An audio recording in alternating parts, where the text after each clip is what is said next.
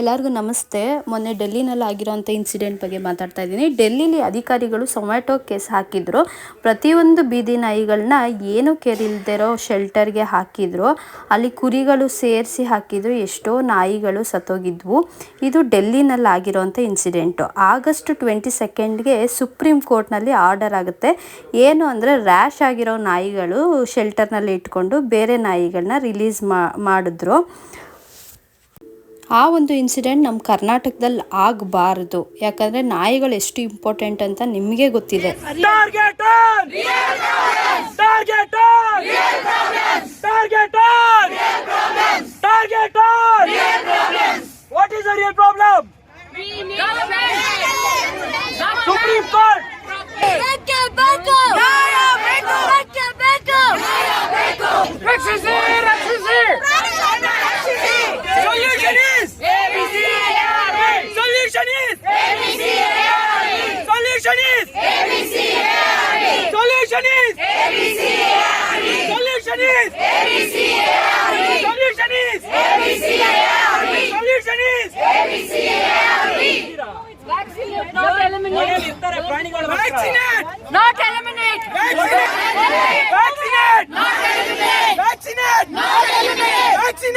ಡೆಲ್ಲಿನಲ್ಲಿ ಆಗಿರೋಂಥ ಇನ್ಸಿಡೆಂಟ್ ನಮ್ಮ ಕರ್ನಾಟಕದಲ್ಲಿ ಆಗಬಾರ್ದು ಅಂತ 24ಗೆ ಕರ್ನಾಟಕ ಬೆಂಗಳೂರಿನಲ್ಲಿ ಫ್ರೀಡಮ್ ಪಾರ್ಕ್ನಲ್ಲಿ ಸೆಮಿ ವಿಕ್ಟರಿ ಮಾರ್ಚ್ ಮಾಡ್ತಿದ್ದೀವಿ.